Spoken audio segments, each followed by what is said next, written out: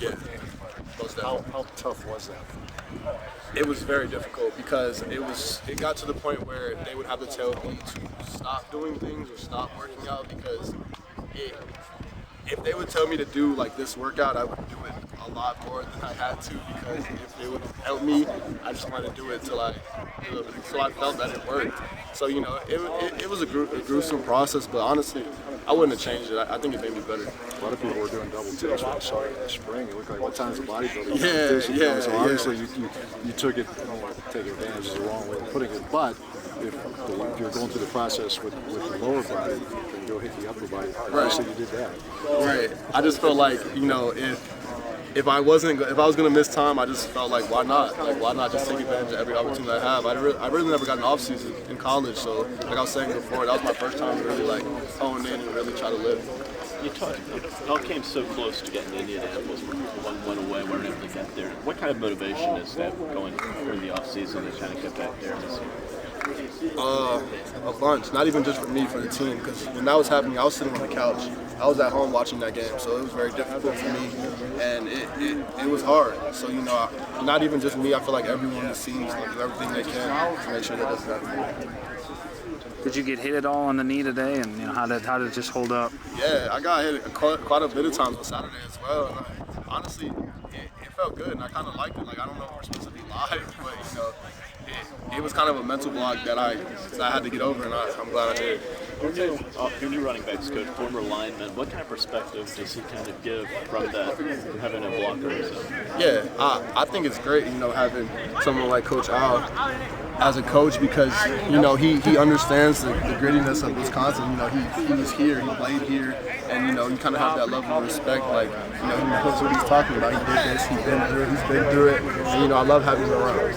With Gary, what's the biggest thing you learned from your year playing with Gary?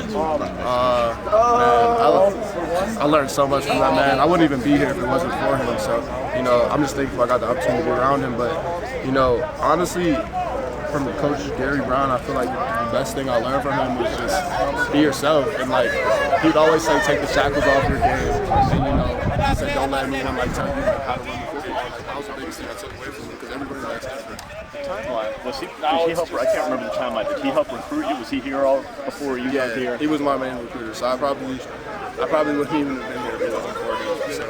You got a chance to Skyler in the spring, Skyler Bell in the spring. Yes, sir. You had a good spring. Yes, sir. It seems like yesterday he made a bunch of plays. Yes, definitely. For you, what makes him different? I feel like his work ethic. I feel like all of our receivers work hard. And I feel like he really took advantage of, we lost some receivers last year that been here for a long time. So, there were some spots that needed to be filled, and I feel like he was the first one that kind of put his foot in the door to take advantage of it. What's the biggest difference you see him now versus when he was first starting out as a running back early last season? I just feel like the game's slowing down for him now, and I feel like that happens with a lot of young guys. The game's kind of fast when he first gets here, and now the game's it's football. I told him at the end of the day, it's football. You've been playing this for pretty much all your life. So as soon as the game slows down, it gets easier. Are you involved in that text chain with all your?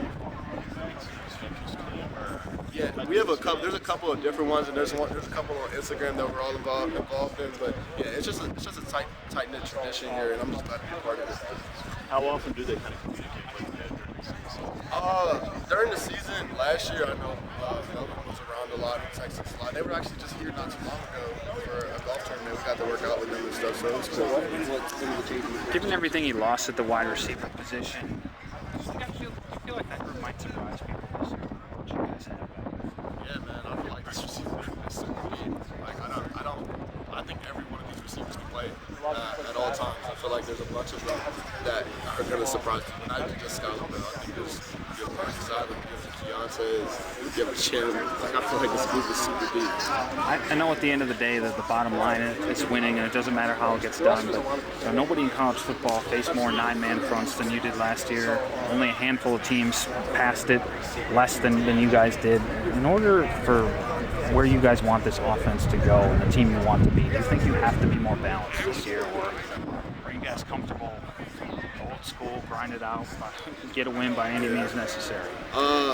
I think you, to a certain extent, that that's tradition here. You run the football, but I think that in order to be successful in football, I feel like you have to be balanced, and I think we all know that.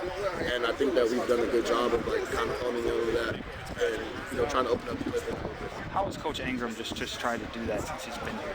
I think he's done a great job of helping us with like running backs per se would be like making sure the quarterback gets a check or making sure that certain motions happen this way and open up a run play in a certain way. So I feel like he's done a really good job of just like adding little things that we might not have done last year that now we're doing.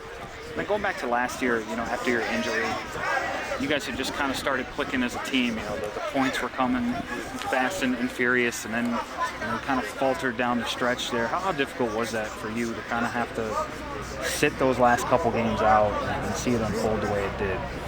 It was very difficult, especially going through that type of injury.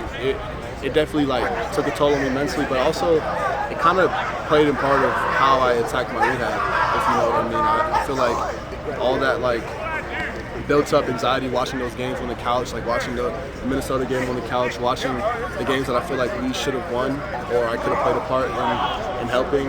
It played a part in how I attacked my rehab in the offseason. What is the hardest part about rehabbing an injury like that? Is it anything with the injury, or is it more just kind of being helpless and having to watch things unfold? I think it's definitely both. I've never missed time, and I've never felt like I couldn't walk up steps, or I've never had to go through anything like that. So the helplessness definitely plays a big factor. But sitting on the couch watching football games that you're supposed to be in is definitely the most difficult thing for me. And lastly, a lot of guys just talk about their appreciation for the game being different when it's taken away from them like that. Have you felt that coming back now? Most definitely. I feel like I'm just thankful to put a helmet on when I'm at practice. Just watching spring, watching some of those football games during the season, I just feel like sometimes when people go out to practice, you're like, oh man, we have practice. Like, I don't ever think I'm going to say that ever again, not being able to play for 9 months. So, I definitely have a huge appreciation for the game.